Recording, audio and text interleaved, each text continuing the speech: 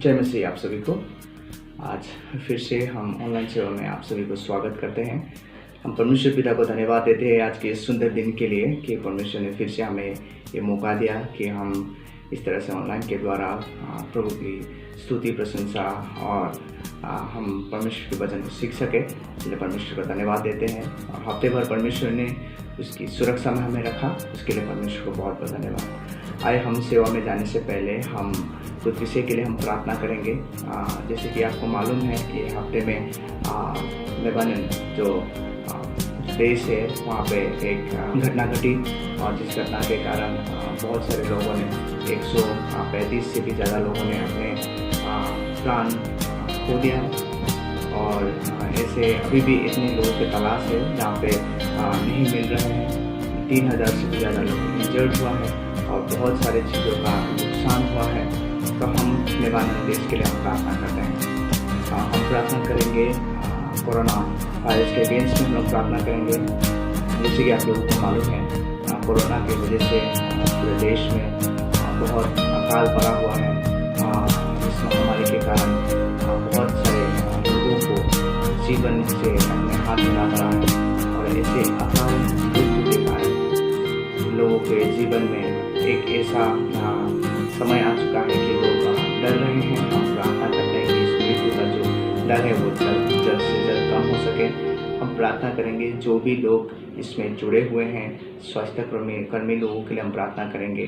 देश के गवर्नमेंट लोग के लिए हम प्रार्थना करेंगे। हम देश के डॉक्टर्स लोगों के लिए हम प्रार्थना करेंगे। प्रभु उन लोगों को शक्ति दे और सामर्थ्य दे। और साथ में हम प्रार्थना करेंगे जितने भी मसीह भाई बहन लोग हैं उन सभी के लिए हम प्रार्थना करेंगे और देश में परमेश्वर की जागृति आए उसके लिए भी हम प्रार्थना करेंगे। आइए हम प्रभु के समीप जाते हैं और प्रभु को हम धन्यवाद देते हुए इस समय प्रार्थना करते हैं।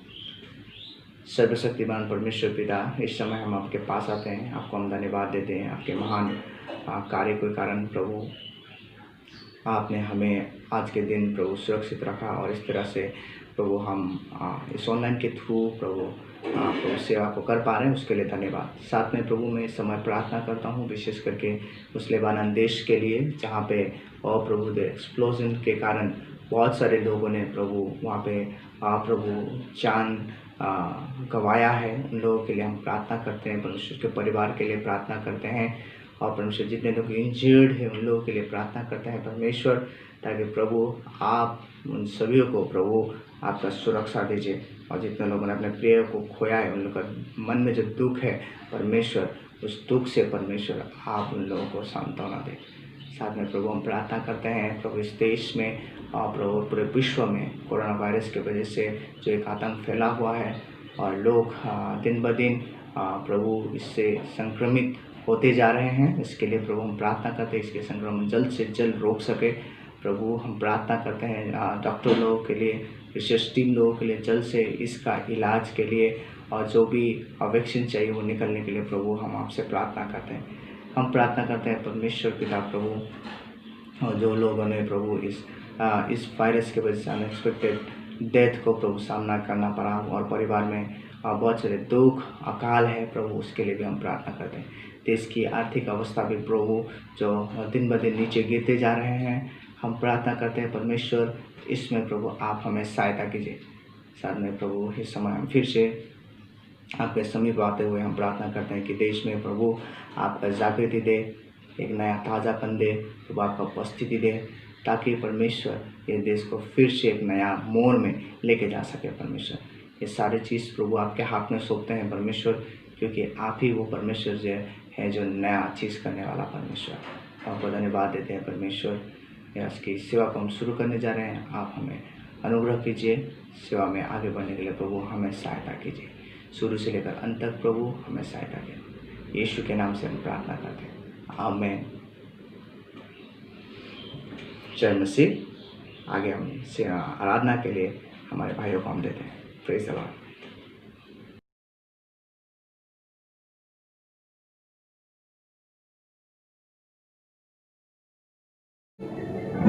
सभी को यीशु मसीह के नाम में जय मसीह की।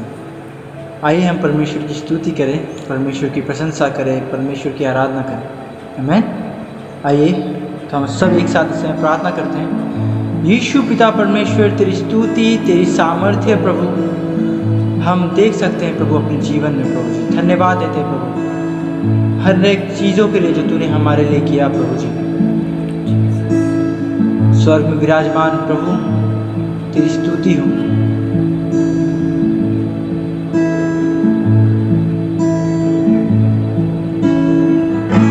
यीशु मसीह भरोसा मेरा, तू ही सहारा है मेरा। मुश्किल समय में तू ही दिलासा, साथ रहेगा तू सदा। यीशु मसीह भरोसा मेरा, तू ही सहारा है मेरा। मुश्किल समय में तू ही दिलासा, साथ रहेगा तू सदा। करुणा भलाई तेरी सदा रहेगी मुझ पर। तेरी विश्वास योग्यता देखूंगा मैं उम्र भर। मैं हाथ उठा गाऊंगा, यीशु तेरा नाम रहे ऊंचा। मैं हाथ उठा गाऊंगा, यीशु तेरा नाम रहे ऊंचा। यीशु पिता परमेश्वर प्रभु जी,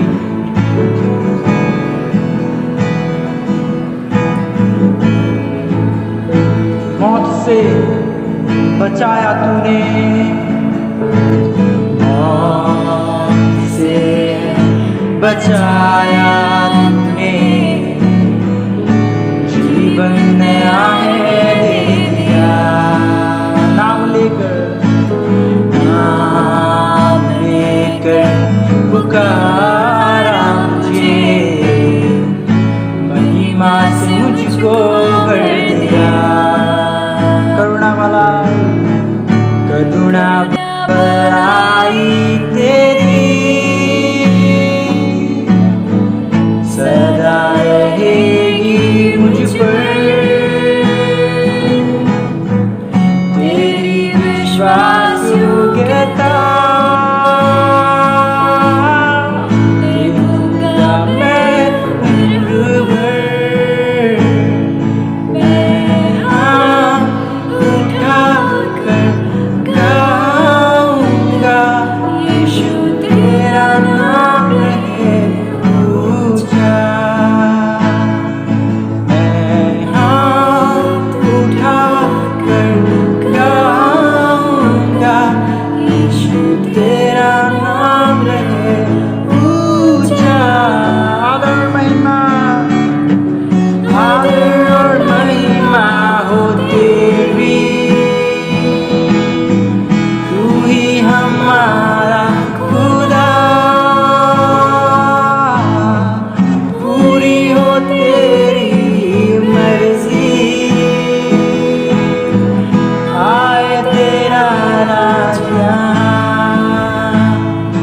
मैं हाथ उठा गाऊंगा, यीशु तेरा नाम रहे ऊंचा। यीशु यीशु पिता परमेश्वर, पिता परमेश्वर, पिता परमेश्वर। Hallelujah hallelujah hallelujah. तेरी स्तुति, तेरी सामर्थ्य, तेरी कृपा परमेश्वर। महिमा महिमा महिमा।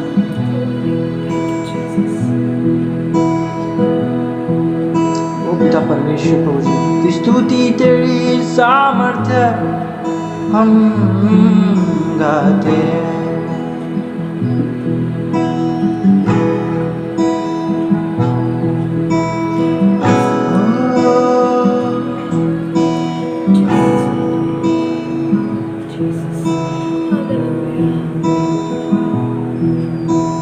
जिस नाम में है जिंदगी वो नाम है यीशु मसीह। जिस नाम में है बंदगी वो नाम है यीशु मसीह। यीशु नाम, यीशु नाम, यीशु नाम, यीशु नाम, यीशु नाम, यीशु नाम की जय। यीशु नाम, यीशु नाम, यीशु नाम, यीशु नाम, यीशु नाम, यीशु नाम की जय।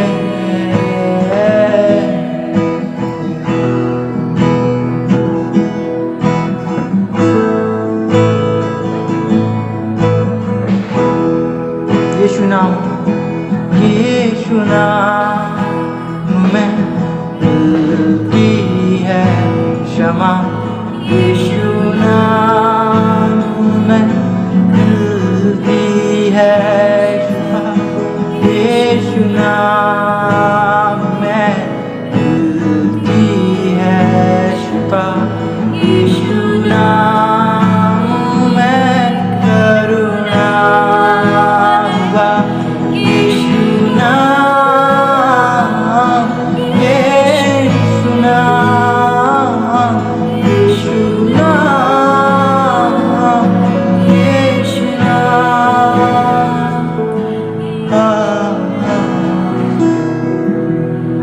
यीशु नाम, यीशु नाम, यीशु नाम, यीशु नाम, यीशु नाम, यीशु नाम की जय। पिता परमेश्वर, यीशु राजाओं का राजा, धन्यवाद देते हैं तेरे समय, तेरी स्तुति, तेरी सामर्थ्य, महिमा की योग्य प्रभु जी। आगे के कार्यक्रम को तेरे हाथों में रखते हैं परमेश्वर प्रभु। तू आशीष कर प्रभु, हम इससे हर एक को छू दे पिता परमेश्वर। वचन के भाग को पिता परमेश्वर हमारे हृदय तक पहुँचा पिता, हमारे बुद्धि में तू काम कर। सही प्रार्थना विनती यीशु तेरे मीठे नाम में मांगते हैं, आमीन। सबको जय मसीह की, प्रेज द लॉर्ड। आज की सुबह हम आप सभी का परमेश्वर के पवित्र उपस्थिति में स्वागत करते हैं।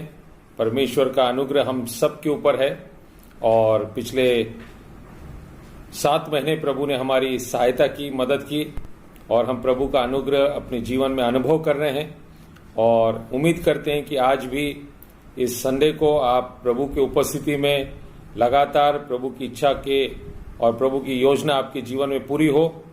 प्रभु ने अब तक हमें संभाला, हर एक दुर्घटना, बीमारी, परेशानियों से। जीवन में बहुत सारे संकट आ रहे हैं, लेकिन फिर भी उसमें से प्रभु हमें रास्ता निकाल के दे रहा है, इसलिए प्रभु का धन्यवाद हो। आइए हम प्रार्थना करें प्रभु के वचन में जाने से पहले कि प्रभु हम सब के मन में हिम्मत दे, शक्ति दे उसकी इच्छा को पूरा करने के लिए। प्रार्थना करें। स्वर्गीय जीवित परमेश्वर पिता, आज की सुबह हम आपका धन्यवाद करते हैं। आज के इस पवित्र दिन में हमारी कलीसिया के और तमाम जितने भी लोग प्रभु तेरे वचन को सुनते हैं उनके मन में काम करें। प्रभु जी, तेरा वचन हमारे राहों के लिए दीपक और मार्ग के लिए उजाला है। तेरे वचन के पालन करने से हम पाप से दूर रहते हैं। ओ पिता परमेश्वर, आज हम सब के मनों को आप अपने काबू में रखें, हमें अपने नियंत्रण में ले। पवित्र आत्मा हमें अनुग्रह दे। तेरा दास तेरे वचन को बोलता है, उसे हिम्मत और शक्ति दे, ताकि जो वचन हम सुनते हैं वो ग्रहण करने पाए, उसके अनुसार चलने के लिए आप हमें हिम्मत दे। आगे की बातों को हम तेरे हाथों में सौंपते हैं, यीशु के नाम से मांगते हैं, आमीन। सबको जय मसीह की। आज का जो वचन हमारे लिए है वो बहुत ही अद्भुत है। हम प्रार्थना कर रहे थे कि ये समय के लिए प्रभु का वचन हमारे लिए क्या होना चाहिए। तो आइए हम लोग निकालें प्रेरितों की किताब, इसका 3रा अध्याय और 18 से 22 तक या उसके एंड तक हम पढ़ेंगे। ओके, ये पवित्र आत्मा के विषय में बहुत ही सुंदर वचन हमारे लिए प्रभु ने दिया है। ओके, यहाँ पर मैं आपके लिए हिंदी में पढ़ रहा हूं। जिनके पास इंग्लिश बाइबल है वो इंग्लिश में पढ़ सकते हैं। परंतु जिन बातों को परमेश्वर ने सब भविष्यवक्ताओं के मुख से पहले ही बताया था कि उसका मसीह दुख उठाएगा, उन्हें उसने इसी रीति से पूरी किया। इसलिए मन फिराओ और लौट आओ कि तुम्हारे पाप मिट जाए, जिससे प्रभु के सम्मुख से विश्रांति के दिन आए, और वो उस मसीह यीशु को भेजे जो तुम्हारे लिए पहले ही से ठहराया गया है। अवश्य है कि वे स्वर्ग में से उस समय तक रहे जब तक कि वो सब बातों को सुधार ना कर ले, जिसकी चर्चा परमेश्वर ने अपने पवित्र भविष्यवक्ताओं के मुख से ही जो जगत की उत्पत्ति से होते आए हैं। जैसा कि मूसा ने कहा, प्रभु परमेश्वर तुम्हारे भाइयों में से तुम्हारे लिए मुझसा एक भविष्यवक्ता उठाएगा, जो कुछ वो तुमसे कहे उसकी सुनना। परंतु प्रत्येक मनुष्य जो उस भविष्यवक्ता की ना सुने, लोगों में से नाश किया जाएगा। और शमूएल से लेकर उसके बाद वालों तक जितने भविष्यवक्ताओं ने बातें की, उन सब इन दिनों का संदेश दिया है। तुम भविष्यवक्ताओं की संतान और उस वाचा के भागी हो जो परमेश्वर ने तुम्हारे बाप दादाओं से बांधी, जब उसने इब्राहिम से कहा कि तेरे वंश के द्वारा पृथ्वी के सारे घराने को आशीष पाएंगे। परमेश्वर ने अपने सेवक को उठाकर पहले तुम्हारे पास भेजा कि तुमसे हर एक को उसकी बुराइयों से फेर कर आशीष दे। हमने देखा प्रेरितों काम 18 से लेकर 26 तक कि ये बहुत ही सुंदर वचन है। और इन दिनों में हम लगातार सोचते हैं कि भविष्य में क्या होने जा रहा है, भविष्य क्या है।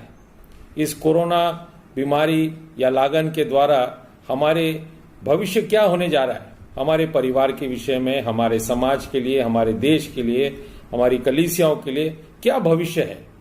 और ये जो शब्द आता है भविष्य भविष्य भविष्य, अगर इस भाग जो हमने पढ़ा प्रेरितों काम इसके 18 से लेकर 22 तक, उसमें अगर हम देखेंगे तो मैं इंग्लिश में भी एक बार पढ़ना चाहता हूं कि ये बहुत सुंदर है। But those things which God before had shewed by the mouth of all his prophets that Christ should suffer, he hath so fulfilled. Repent ye therefore and be converted, that your sins may be blotted out, when the times of refreshing shall come from the presence of the Lord. And he shall send Jesus Christ before you was preached unto you, whom the heavens must receive until the times of restitution of all things, which God hath spoken by the mouth of his holy prophets since the world began. For Moses truly said unto the fathers, a prophet shall the Lord your God raise up unto you of your brethren like unto me. Him shall ye hear in all things whatsoever he shall say unto you. And it shall come to pass that every soul which will not hear that prophet shall be destroyed from among the people. Yea, and all the prophets from Samuel and those that follow after, as many have spoken, have likewise foretold of these days. Ye are the children of the prophets and of the covenant which God made with our fathers, saying unto Abraham, and in thy seed all the kindreds of the earth shall be blessed. Unto you first God, having raised up his Son, Jesus sent him to bless you, in turning away every one of you from his iniquities. आज हम यहाँ पर देख रहे हैं कि ये सारे जो भाग में हैं भविष्यवक्ता ये कहा है या भविष्यवाणी। हम देखते हैं कलीसिया में परमेश्वर प्रभु यीशु मसीह जब स्वर्गरोहण हुआ, उसने कैलवरी पर अपने आपके और मेरे पापों के लिए प्रायश्चित किया, क्रूस पर मारा गया, गाड़ा गया, तीसरे दिन जीवित हुआ और उसने चेलों को आशीष दी, स्वर्गरोहण हुआ और उसने हमारे लिए पवित्र आत्मा भेजा। लेकिन जाने से पहले उसने कहा कि मैं तुम्हारे लिए पवित्र आत्मा भेजूंगा। और हमने देखा कि पेंटिकॉस्ट के दिन पर एक बहुत बड़ी हवा चली और बहुत बड़ा पवित्र आत्मा का अभिषेक लोगों पर हुआ और 10 दिन प्रेरितों ने और 120 लोगों ने जो विश्वासी थे प्रभु पे और उसके पुनरुत्थान पे विश्वास करते थे, एक मन होकर प्रार्थना कर रहे थे। और उसी समय परमेश्वर की आत्मा उतरी और प्रेरितों काम 1:8 का अनुसार जब पवित्र आत्मा तुम पर आएगी तब तुम्हें सामर्थ प्राप्त होगी और तुम मेरे गवाह बनोगे, पहले यरूशलेम में, यहूदिया और सामरिया में और दुनिया के छोर तक। तो हम देखते हैं कि पवित्र आत्मा ने अपना काम शुरू किया है। मैं जो विषय आपको बता रहा हूं वो है भविष्यवाणी। प्रोफेसी। तो ये भविष्यवाणी है क्या? और अगर हम देखते हैं कि प्रेरित की किताबों में प्रेरितों के वचन या हम कहते हैं प्रेरितों के काम, प्रेरितों काम से ज्यादा हम लोग ये कह सकते हैं पवित्र आत्मा के काम या पवित्र आत्मा के कार्य। और पवित्र आत्मा जो है वो भविष्यवक्ता का काम भी करता है, वो आने वाले सच्चाइयों को बताता है। यीशु मसीह ने जो जो बातें हमें बताई वो सब हमें याद दिलाता है और आने वाली घटनाओं के लिए कलीसिया को जागरूक करता है, सचेत करता है, अवेयर करता है। तो आइए हम इन वचनों से कुछ इंपॉर्टेंट सच्चाइयों को देखें। और अगर हम देखेंगे प्रेरितों प्रकाशित वाक्य और इसका 19 अध्याय के 10 पद में ऐसा लिखा है, प्रकाशित वाक्य और इसके लास्ट प्रकटीकरण या प्रकाशित वाक्य उसके 19 अध्याय के 10 पद में अगर हम ठीक से पढ़ेंगे तो ये भविष्यवाणी है क्या और इसमें हमें क्या सीखने को मिलता है। यहां पर ऐसा लिखा है, and I fell at his feet to worship him and he said unto me, see thou do it now. I am thy fellow servant and of thy brethren that have the testimony of Jesus. Worship God, for the testimony of Jesus is the spirit of prophecy. वहां पे ऐसा लिखा है, और मैं उसको दंडवत करने के लिए उसके पांव पर गिरा। उसने मुझसे कहा, देख, ऐसा मत कर कि तेरे और मेरे भाइयों का मैं संगी दास हूं जो यीशु की गवाही देने पर स्थिर है। परमेश्वर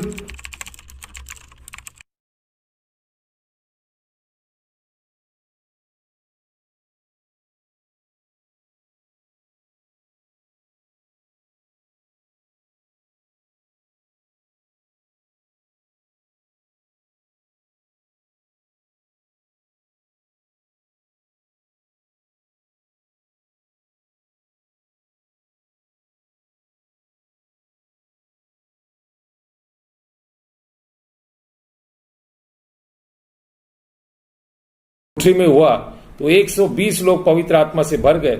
उन्हें अन्य अन्य भाषाओं में भरकर उन्होंने वहां के यरूशलेम में जितने भी लोग वहां पर थे, एलामी, मेसोपोटामिया, कपुदिकिया, फ्रीगिया और जितने भी भाषा के लोग थे, उनको अपनी भाषा में उन्होंने परमेश्वर का प्रचार सुनाया। और जब उन्होंने परमेश्वर का वचन सुना तो उनके मन छिद गए। पतरस ने परमेश्वर के वचन को सुनाया, उनकी अपनी भाषा में सुनाया। भविष्य वक्ताओं ने, पुराने नियम में जितना भविष्य वक्ताओं ने मसीह के आने, उसके मारे जाने, उसके पुनरुत्थान और न्याय के दिन के विषय में बताया था, वो सब कुछ उन्होंने बताया। और ये भी बताया कि पवित्र आत्मा कैसे जवानों पर आएगा, बूढ़ों पर आएगा, दास दासियों पर आएगा, वो कैसे भविष्यवाणियां देंगे, दर्शन देखेंगे, इन सब के बारे में उस पतरस ने कहा। और इतना ही नहीं, जैसे ये बातें खत्म होती है तब लोगों के मन में चुभन हुई और उनका मन छिया छिया हो गया और उन्होंने पतरस से कहा कि हम क्या करें। तब पतरस ने प्रेरितों काम 2 के 37-38 में कहा है कि मन फिराओ और पश्चाताप करो ताकि तुम्हें उद्धार मिल सके। प्रभु यीशु मसीह के नाम से बपतिस्मा लो ताकि तुम्हें पवित्र आत्मा का दान मिले, और आप ही को नहीं परंतु आपके खानदान में, आपके घर से जुड़े हुए सबको मिले। और फिर हम देखते हैं कि उसी अध्याय का अंत प्रेरितों के वचन में, रोटी तोड़ने में, संगति, प्रार्थना करते समय कलीसिया में बहुत बड़ी उन्नति हुई और प्रभु ने लोगों को, उनमें बहुत सारे लोगों को जोड़ा। और पतरस के पहले प्रचार से कम 3000 लोगों प्रभु के राज में जुड़ गए। ऐसा होते ही हम देखते हैं 3 अध्याय की शुरुआत में एक लंगड़ा भिखारी मंदिर के द्वार पे खड़ा रहता था या बैठा रहता था। वो कम से कम 40 साल से भी अधिक वहां पर भीख मांगता था। और इस मंदिर के दरवाजे का नाम था सुंदर नामक दरवाजा। ये सुंदर नामक दरवाजे के सामने बचपन से या मां के कोख से ही ये लंगड़ा भिखारी जो लंगड़ा था भीख मांगता था। लेकिन हम देखते हैं पतरस और यूहन्ना प्रार्थना करने के समय 3 बजे के समय जब मंदिर में जा रहे थे, तब उसने भिखारी ने कहा हो सकता है भीख मांगा होगा। तब पतरस और यूहन्ना ने उससे कहा हमारी ओर देख, सोना और चांदी हमारे पास कुछ नहीं है, लेकिन जो कुछ हमारे पास है वो यीशु के नाम से हम तुझे देते हैं, उठ। और जैसे उसने पतरस और यूहन्ना ने उसके हाथ को पकड़ा, तुरंत वो उसके घुटनों में बल आया और वो तुरंत छलांग मारकर खड़ा हो गया और प्रभु का धन्यवाद करते करते प्रभु की स्तुति करने लगा। और उस चमत्कार के द्वारा हम देखते हैं कम से कम 5000 लोग प्रभु में आए। और उसी की घटना के अनुसार जब ये घटना हुई, तब पतरस इस चीज को उनको समझाकर बता रहा है कि ये क्या घटना है, ये ऐसे क्यों हो रहा है, और इसीलिए हमने इस वचन को पढ़ा है। आज मैं आपको भविष्यवाणी क्या है, सबसे पहले भविष्यवाणी से पहले भविष्यवक्ता कौन है, एक प्रॉफिट कौन होता है। पुराने नियम में हम देखते हैं कि परमेश्वर ने परमेश्वर के संदेश को या उसके वचन को लोगों तक पहुंचाने के लिए भविष्यवक्ताओं को या प्रॉफिट्स को चुना। उसमें हम देखते हैं जैसे मूसा हुआ, उसके बाद हम देखते हैं शमूएल भविष्यवक्ता हुआ, यशाया, इर्मया और एजिकेल, दानियल, ऐसे कई भविष्यवक्ताएं हुए। उसके बाद हम देखते हैं बपतिस्मा देने वाला एक बहुत बड़ा भविष्यवक्ता था। खुद प्रभु यीशु मसीह एक प्रॉफिट था, एक भविष्यवक्ता था। और यहां पर हम देख रहे हैं कि एक भविष्यवक्ता कौन है। एक भविष्यवक्ता वो है जो परमेश्वर के दान से भरा हुआ। ये परमेश्वर के पवित्र आत्मा का दान है, भविष्यवाणी देना।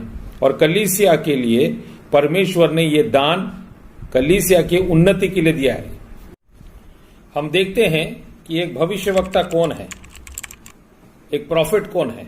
एक प्रॉफिट वो है जो इफिसियों 4 के 11 और 12 में हम देखते हैं कि जब प्रभु यीशु मसीह स्वर्गरोहण हुआ, स्वर्ग में चला गया, तब उसने कलीसिया के लिए वरदान दिए। उसमें प्रेरित, कुछ भविष्यवक्ता, कुछ सुसमाचार प्रचारक, पास्टर्स और शिक्षक, जिसको इंग्लिश में लिखा है apostles, profits, evangelist, pastors and teachers. तो ये जो तीसरा जो दान है हम देख रहे हैं यहां पर, भविष्यवक्ता। एक भविष्यवक्ता कौन है? एक भविष्यवक्ता वो है जो परमेश्वर की उपस्थिति में लगातार बना रहता है, बैठा रहता है। परमेश्वर की आवाज को वो सुनता है, कानों से सुनता है, आत्मा में महसूस करता है। जो प्रभु उसको दिखाता है वो देखता है। जो उसको बोलने के लिए कहा वही वो बोलता है। जो उसको करने के लिए बोला वही वो करता है। तो एक भविष्यवक्ता वो है जो परमेश्वर की इच्छा को पूरा करता है। और हम देखते हैं कि प्रभु यीशु मसीह ने पतरस, यूहन्ना और सारे प्रेरितों को भविष्यवाणी का दान भी दिया था। वो भविष्यवाणी कर रहे थे। और इस तीसरे अध्याय में पतरस, जो प्रेरित पतरस है, वो इस सारी घटना का स्पष्टीकरण दे रहा है कि ऐसा क्यों हो रहा है, ये क्या बात है। तो यहां पर वो ये बात समझा रहा है कि परंतु जिन बातों को परमेश्वर ने सब भविष्यवक्ताओं के मुख से पहले ही बताया, उसका मसीह दुख उठाएगा, उन्हें उसने इसी रीति से पूरा भी किया है। तो यहां पर हम देखते हैं कि प्रभु यीशु मसीह का जन्म से लेकर मृत्यु, स्वर्गारोहण और उसका वापस आना, ये सारी भविष्यवाणियां पुराने नियम में और नए नियम में हम बराबर देखते हैं और उनका पूरा होना भी हम देख रहे हैं। तो सबसे इंपॉर्टेंट बात है कि भविष्यवाणी का मतलब है यीशु की गवाही ही भविष्यवाणी की आत्मा है। तो बहुत बार इन दिनों में बहुत सारे भविष्यवक्ता घूम रहे हैं, आप इस भाई से शादी कीजिए, इस बहन से शादी कीजिए, आप ये बनाइए, वो बनाइए। ये गवाही नहीं है। गवाही ये है, यीशु की गवाही भविष्यवाणी की आत्मा है। इसमें प्रभु कहां दिखाई दे रहा है, प्रभु यीशु मसीह की महिमा कहां हो रही है, और यहां पर यह भी बताया गया कि जिन बातों को 18 पद में लिखा है सब भविष्यवक्ताओं के मुख से पहले ही बताया था, मतलब एडवांस में ही बता दिया है कि क्या होने जा रहा है। तो आगे क्या होने जा रहा है इस घड़ी में, इस कोरोना और इस 2020 में क्या होने जा रहा है, ये सब कुछ प्रभु जानता है। हमें क्या करना है ये प्रभु यहां पर समझा रहा है। दूसरे अध्याय में हम देखते हैं कि लोगों ने कहा हम क्या करें। अब यहां पर पतरस बोल रहा है तुम्हें क्या करना चाहिए। ओके, तुम्हें कैसे प्रभु के वचन को समझना है और उसको उसकी योजना में अपने आप को शामिल करना है। 19 पद में लिखा है इसीलिए मन फिराओ और लौट आओ कि तुम्हारे पाप मिट जाए, जिससे प्रभु के सम्मुख से तुम्हें विश्रांति के दिन आए। विश्रांति का मतलब है तुम पुनर्स्थापित हो जाओ, तुम्हारे जीवन में परमेश्वर वापस वही स्थिति निर्माण करे जो पहले से ही परमेश्वर ने आपके लिए सोच रखी है, बना के रखी थी। आदम हवा पाप करने से पहले जो स्थिति आदम हवा की थी परिपूर्ण मनुष्य के विषय में, वो स्थिति परमेश्वर आपके जीवन में वापस लाएगा। इसलिए 19 पद में लिखा है कि इसलिए मन फिराओ कि तुम्हारे पाप मिट जाए और प्रभु के सम्मुख से तुम्हें विश्रांति मिले। और यहां पे ये भी लिखा है और वो मसीह यीशु को भेजे कि तुम्हारे लिए पहले ही से ठहराया गया है। यीशु मसीह तुम्हारे लिए इसीलिए तो ठहराया गया। और फिर आगे लिखा है आवश्यक है कि स्वर्ग में से उस समय तक रहे जब तक कि वो सब बातों को सुधार ना कर ले जिसकी चर्चा परमेश्वर ने अपने पवित्र भविष्यवक्ता, वापस देखिए, पवित्र भविष्यवक्ताओं के मुख से की है जो जगत की उत्पत्ति से होते आए हैं। अभी मैं आपको दो चीजें बताना चाहता हूं। जब भविष्यवक्ता बात करता है, एक प्रॉफिट जब बात करता है, तो अब के समय के लिए अभी क्या होने जा रहा है उसके लिए भी वो बता रहा है और आने वाले समय में क्या होने जा रहा है उसके लिए भी बता रहा है, जिसको इंग्लिश में हम बोलते हैं four telling, FORETELLING, four telling. अब क्या होने जा रहा है और फोर्थ टेलिंग, आगे को क्या होने जा रहा है ये भी वो बताता है। और हम ये देखते हैं दूसरे पत्रस पहला अध्याय 20 और 21 में, जरा हम देखेंगे दूसरे पत्रस पहला अध्याय 20 और 21 में क्या लिखा है, जरा, या 19 से मैं पढ़ सकता हूं। और हमारे पास जो भविष्यवक्ताओं का वचन है वो इस घटना से दृढ़ ठहरा है और तुमसे ये अच्छा करते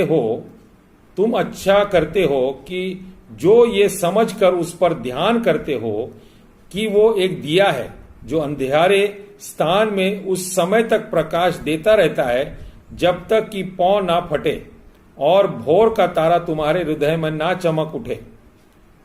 20 पद में, पर पहले ये जान लो कि पवित्र शास्त्र की कोई भी भविष्यवाणी किसी के अपने ही विचारधारा के आधार पर पूर्ण नहीं होती, क्योंकि कोई भी भविष्यवाणी मनुष्य की इच्छा से कभी नहीं हुई, पर भक्तजन पवित्र आत्मा के द्वारा उभारे जाकर परमेश्वर की ओर से बोलते थे।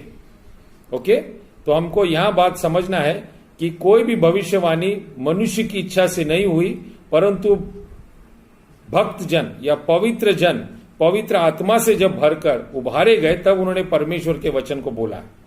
आज हमको परमेश्वर का पवित्र वचन, जैसे अंधेरा में, ये पूरा संसार अब इस समय अंधेरे में छिपा हुआ है, भ्रष्टाचार में, अज्ञानता में, लूटपाट में, पाप में भरा हुआ है, उसमें परमेश्वर दिया के समान ये भविष्यवाणी का वचन हमें प्रकट कर रहा है।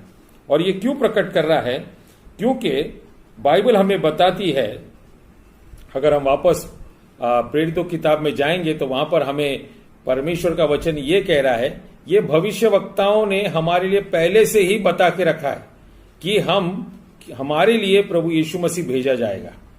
और जिस पवित्र आत्मा ने यीशु मसीह को पुनरुत्थित किया, जीवित किया, उसी पुनरुत्थान की आत्मा के द्वारा उसने अपने चेलों को भी ये शक्ति दी है कि वो बीमारों को, दुष्टात्माओं से पीड़ित लोगों को, जितने भी पाप से बंधन में फंसे हुए हैं, उनको आजाद करने की ताकत वो अपने विश्वासियों को, पवित्र आत्मा से भरे हुए अपने दास दासियों को ये सामर्थ देता है।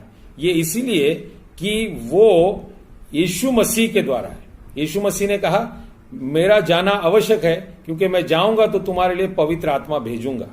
इसलिए 20 पद में लिखा है कि वो मसीह यीशु को भेजे और तुम्हारे लिए पहले से ही ठहराया गया है।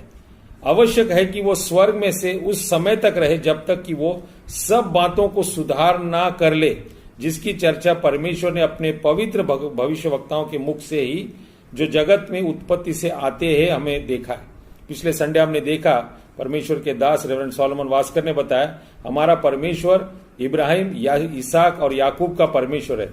उसने मूसा के द्वारा दर्शन दिया और वो अपनी वाचा को बनाने वाला परमेश्वर है। वो अपने कवनेंट को बनाकर चलता है। तो जो परमेश्वर ने अपनी भविष्यवक्ताओं के द्वारा बताया गया 22 पद में कि मूसा ने कहा, परमेश्वर तुम्हारे भाइयों में से तुम्हारे लिए मुझसा एक भविष्यवक्ता उठाएगा। ये किसके विषय में कहा? वो यीशु मसीह के बारे में। जो कुछ वो तुमसे कहे उसकी सुनना, परंतु प्रत्येक मनुष्य भविष्यवक्ता की ना सुने, लोगों में से नाश किया जाएगा। आज परमेश्वर का वचन आपके पास आ रहा है ताकि आप इस भविष्यवाणी पर, इस परमेश्वर के वचन जो भविष्यात्मक है, उस पर विश्वास करें और मन फिराए, पश्चाताप करें। क्योंकि ऐसा करने से क्या होगा, आपको देखेंगे लास्ट पद में 26 पद में, परमेश्वर ने अपने सेवक को उठाकर पहले तुम्हारे पास भेजा कि तुम में से हरेक को वो उसकी बुराइयों से फेर कर आशीष दे। परमेश्वर हमको ब्लेस करना चाहता है। इब्राहिम के द्वारा उसने इब्राहिम के बीच की संतान के द्वारा सबको आशीषित किया। इब्राहिम की संतान मतलब जो विश्वास करने वाले लोग हैं। रोमियो 4:23 में लिखा है, इब्राहिम ने विश्वास किया और वो उसके लिए धर्मी ठहराया गया। तो आज मैं आपको ये बताना चाहता हूं कि हम सबको परमेश्वर पे भरोसा करके पश्चाताप करना चाहिए, क्योंकि जब हम भविष्यवाणी को सुनते हैं तो हमारे अंदर पश्चाताप की भावना जागृत होती है। तो सबसे पहले मैं आपको थोड़ा सा पश्चाताप क्या है ये बताना चाहता हूं। पश्चाताप का मतलब है मन फिराना। ग्रीक भाषा में उसको लिखा है, यूनानी भाषा में मेटानियो। इसका मतलब है एक पूरे मन और स्वभाव को बदलना, जिसका परिणाम हम अपने जीवन में देख सकते हैं। मत्ती 3:8 में लिखा है, पश्चाताप के अनुसार फल लाओ। पश्चाताप के अनुसार, देखिए पश्चाताप ये परमेश्वर से मिला हुआ दान है। सबसे पहले जब परमेश्वर का वचन लोग सुनते हैं तो उनके मन में एक चुभन होती है, एक कायरता होती है, एक कन्विक्शन होता है, जिसका परिणाम पश्चाताप होता है। जो व्यक्ति विश्वास और पश्चाताप करता है उसी का उद्धार होता है। मरकुस 16:15 और 16 में लिखा है, जो विश्वास करेगा और बपतिस्मा लेगा उसी का उद्धार होगा। मन फिराना ये परमेश्वर से मिला हुआ दान है। बहुत लोग परमेश्वर का वचन सुनते हैं लेकिन मन नहीं फिराते, लेकिन जो परमेश्वर के वचन को ग्रहण करता है उसको परमेश्वर मन फिराने का अवसर देता है। अब मैं आपको पश्चाताप करने के रास्ते बता रहा हूं, वेज टू रिपेंटेंस। कम से कम मैं 10 से 12 आपको उसके प्रकार बताता हूं। सबसे पहले परमेश्वर का वचन सुनना। विश्वास सुनने से और सुनना परमेश्वर के वचन से होता है। पहले राजा 21 से 27 में अगर हम देखेंगे, 21 के 27 में, परमेश्वर का वचन जब अहाब राजा ने सुना तब उसने अपने कपड़ों को फाड़ा और पश्चाताप किया और वो उपवास करने लगा। दूसरी इंपॉर्टेंट बात है, आयुब 42:6 में हम देखते हैं, जो 42:6 में उसने आपको तुच्छ जाना। तीसरा हम देखते हैं जब हम उड़ाव पुत्र की कहानी में जब हम पश्चाताप करते हैं, अपनी गलतियों को मानते हैं, एडमिटिंग अ सिन। चौथी बात हम देखते हैं, उस उड़ाव पुत्र ने अपने जीवन में कहा, मैं आपके पुत्र कहलाने के लायक नहीं हूं। ही रियलाइज्ड हिज अनवर्दीनेस। उसने अपने आप को समझ लिया कि वो किसी के लायक नहीं है। पश्चाताप करने से हमें पता चलता है कि हम कितने अभागी हैं। इतना ही नहीं, पश्चातापी व्यक्ति क्या करता है, वो परमेश्वर को अपने पापों का अंगीकार करता है। ही कन्फेसेस हिज सिन। छठवीं बात है, उसको पाप का प्रकाशन होता है। जब यशायाह ने प्रभु के उस महान उपस्थिति को अनुभव किया, यशायाह 6:5-7 में, तो वो कहता है, हाय हाय, मैं अशुद्ध ओठों का मनुष्य हूं, मैं कैसा अभागी हूं, मेरा पाप कौन साफ करेगा।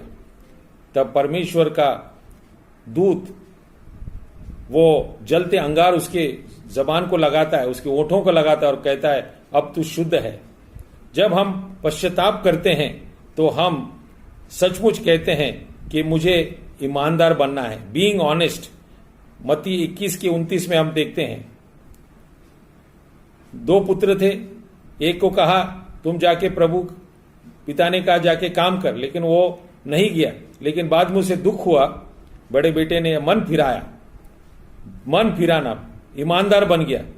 इतना ही नहीं, मत्ती 21 के 32 में हम देखते हैं 2 चुंगी, एक चुंगी लेने वाला और एक फरीसी मंदिर में गए। चुंगी लेने वाले ने कहा, हे परमेश्वर, मैं पापी हूं। वो द्वार पे ही खड़ा रहकर उसने कहा, अपनी छाती पीटकर रोकर उसने पश्चाताप किया। पश्चाताप हमेशा हमें सच्चाई में लेकर चलता है। 9वीं बात हम देखते हैं, the kindness of God. Romeo 2 के 4 में ऐसा लिखा है, क्या तू परमेश्वर की भलाई और कृपा को तुच्छ जानता है? क्या तुझे नहीं मालूम कि परमेश्वर की भलाई तुझे मन फिराव को उकसाती है? हमें मन फिराना है। और इतना ही नहीं, जब हम पश्चाताप करते हैं, और हम लोग देखते हैं मत्ती 11 के 21 में, यही चमत्कार अगर टायर और सीदोन में किया जाता तो वो मन फिराते। प्रभु यीशु मसीह ने बेथाइस्दा के बारे में कहा, अगर यही बात टायर सीडोन में किया जाता तो लोग मन फिराते।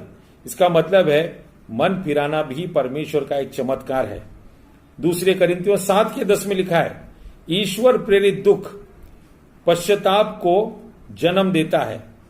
ईश्वर प्रेरित दुख का परिणाम ऐसा होता है, पछतावा होता है, पश्चाताप होता है, जिसका परिणाम उद्धार मिलता है। और इतना ही नहीं,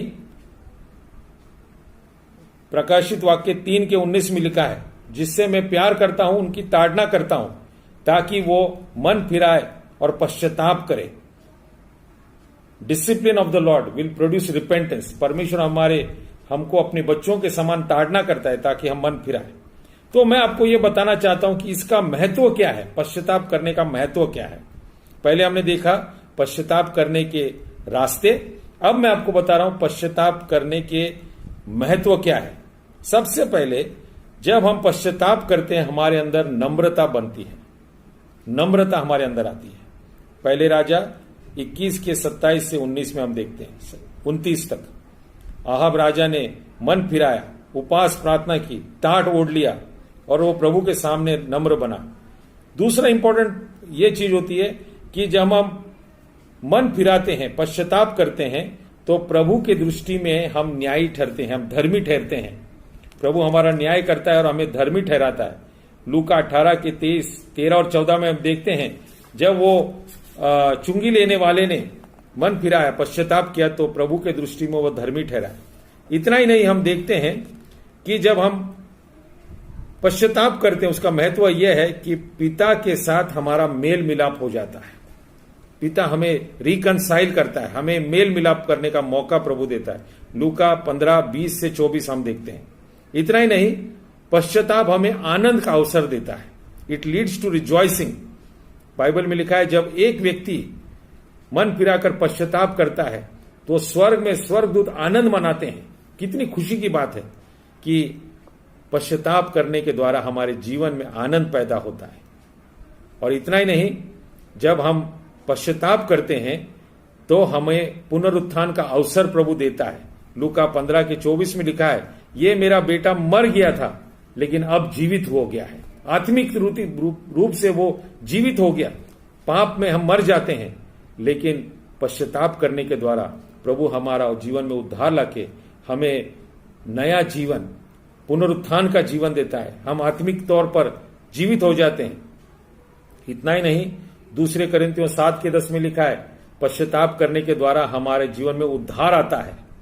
और ऐसी कई बातें हम देखते हैं कि पश्चाताप हमारे जीवन में, इब्रानी 1 के 9 में, अगर हम धार्मिकता के लिए बुराई को छोड़कर प्रभु के पीछे जाएंगे तो इब्रानी 1 के 9 में लिखा है, वो हमें अभिषेक करेगा, पवित्र आत्मा का अभिषेक करेगा।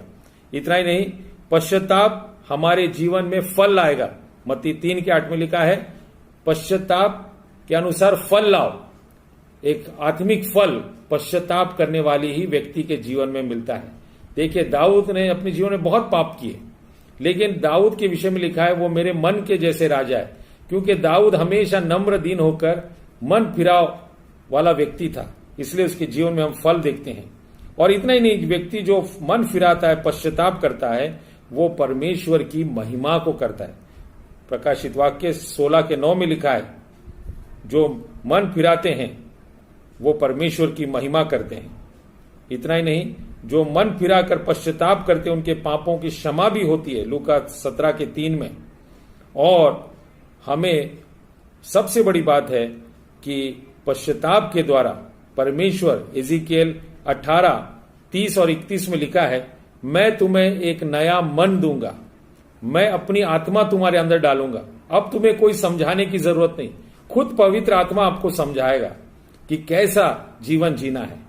तो आज आइए हम अपने जीवन को प्रभु के हाथों में सौंपें।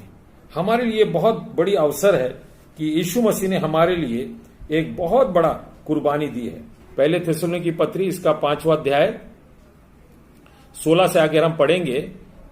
जीवन में इस कोरोना या किसी भी संकट का सामना करने की एक कुंजी है या एक चाबी है। संकट का सामना करने का सही रास्ता क्या है? क्या लिखा है 16 पद में? सदा आनंदित रहो।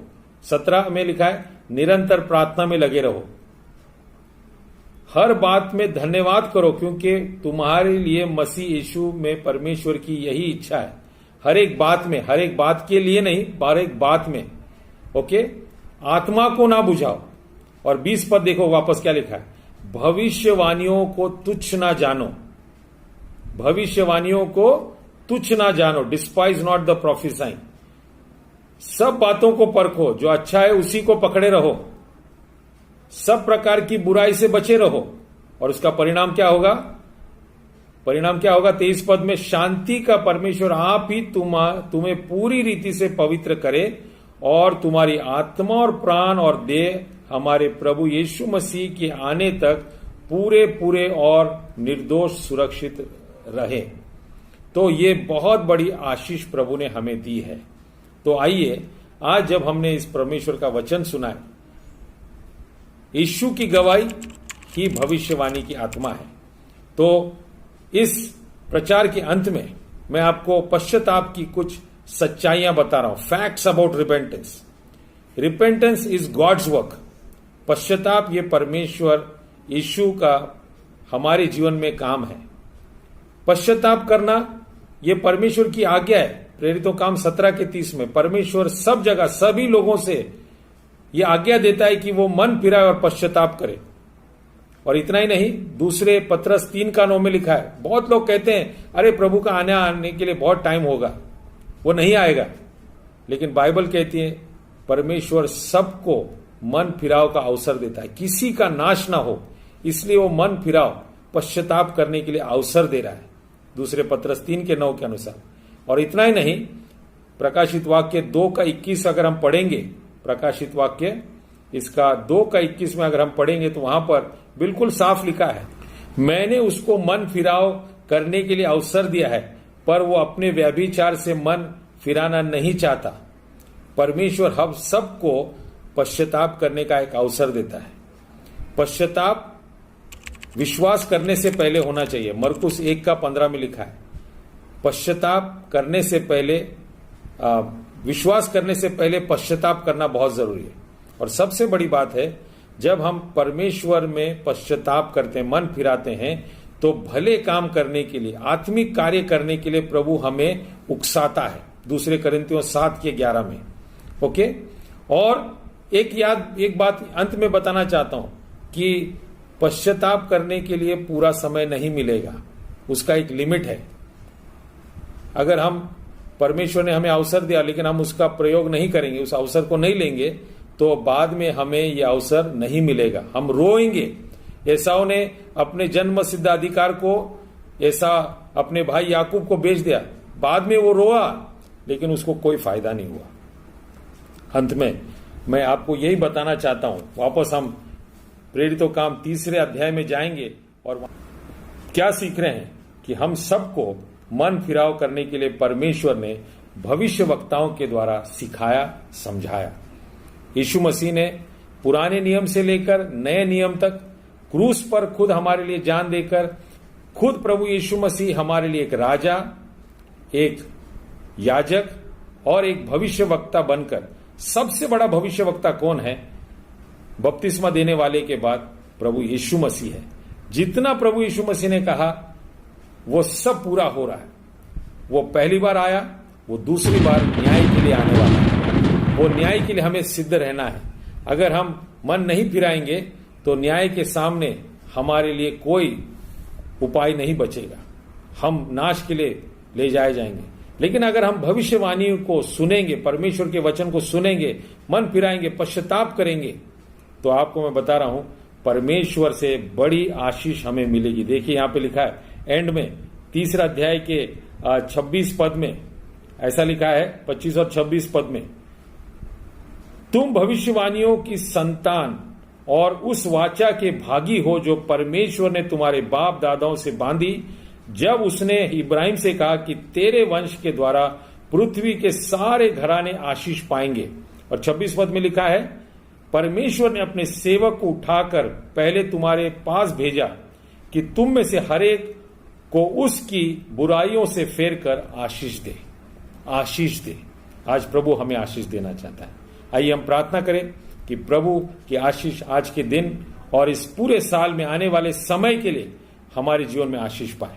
घबराने का समय नहीं है, ये मन फिराव करने का समय है। जब हम प्रभु के हाथों में सौंपेंगे, प्रभु का वचन कहता है पहले तुम मेरी धार्मिकता और मेरे राज्य पाने की खोज ही रहो, तो बाकी ये सारी वस्तुएं तुम्हें अपने आप मिलेगी। परमेश्वर कितना भला है, उसकी भलाई हमेशा की है। आइए हम प्रार्थना करें, प्रभु का धन्यवाद दे सुंदर वचन के लिए। स्वर्गीय पिता परमेश्वर, आज के सुंदर वचन के लिए तेरे धन्यवाद देते हैं। भविष्यवाणी की आत्मा, यीशु की गवाही की आत्मा हमने सुनी है। यीशु की गवाही ही भविष्यवाणी की आत्मा है। प्रभु जी, तेरे वचन के द्वारा, तेरे दासों के द्वारा आज कितना जल्दी जल्दी वचन फैलाया जा रहा है, क्योंकि तेरा वचन कहता है कि जब सुसमाचार सब जगह फैलाया जाएगा तब मेरा आना निकट होगा। आज तेरे दासों के द्वारा, मोबाइल के द्वारा, टेक्नोलॉजी के द्वारा तेरा वचन बहुत तेजी से बढ़ रहा है। यह हमें संकेत दे रहा है कि प्रभु का आना बहुत जल्दी है। इसीलिए प्रभु जी, हम अपने आप को मन फिराते हैं, पश्चाताप करते हैं और तेरे आने के लिए अपने आप को तैयार करते हैं। प्रभु जी, हमें आशीष दे। हमें श्रापित नहीं होना है, हमें आशीष पाकर दूसरों के लिए भी आशीष बनना है। हमारी सहायता कर, हमारे तमाम पापों को क्षमा कर और नई रीति से आपके लिए हमें जीने के लिए पवित्र आत्मा शक्ति दे। आगे की बातों को हम तेरे हाथों में सौंपते हैं। हमारी कलीसिया के लोगों को, इस देश के सारे लोगों को और इस महामारी से हम सबको बचाइए और तेरी महिमा के लिए हमें सबको सिद्ध कीजिए। यीशु के नाम से मांगते हैं, आमीन। सबको जय मसीह की। Praise the Lord. बहुत खुशी हुई। प्रभु आप सबको ब्लेस करे। परमेश्वर का प्रेम, प्रभु यीशु मसीह की शांति और पवित्र आत्मा की संगति आप में से हर एक के साथ अब से लेकर हमेशा हमेशा प्रभु के यीशु के आने तक हमेशा बनी रहे। आमीन। जय मसीह। Wondering about social distancing? This video is for you. What does it really mean? It means avoiding crowds to limit the likelihood of catching or spreading the virus. In practice, it means postponing or canceling concerts, festivals, and international events, and closing schools. For an individual, maintaining enough distance between yourself and others, at least 1 meter, to reduce the risk of coming into contact with respiratory droplets people produce when they speak, cough, or sneeze. Why is it so important? Social distancing aims to reduce the number of infections and slow the spread of the epidemic. That helps buy time to develop a vaccine while preventing healthcare systems from being overwhelmed by a sudden crush of patients. Social distancing during the 1918 Spanish flu helped some cities, like St. Louis, slow down the pandemic. 2 days after detecting its first cases, St. Louis closed schools, playgrounds, libraries, courtrooms, and churches, and banned public gatherings of more than 20 people. Their success depended on how soon those measures were adopted. Pennsylvania, on the other hand, ignored warnings that influenza had spread among soldiers returning from Europe and allowed a major World War I parade to take place that attracted 20,000 people. 3 days later, every bed in Philadelphia's 31 hospitals was filled with sick and dying Spanish flu patients. By the end of the week, more than 4,500 were dead in an outbreak that would claim as many as 100 million lives worldwide. The extreme social distancing measures in St. Louis kept per capita flu-related deaths to less than half of those in Philadelphia. Social distancing is key to preventing community spread of a pathogen, along with basic practices: washing hands for at least 20 seconds, wearing a mask if you're coughing or sneezing, and avoiding touching your face.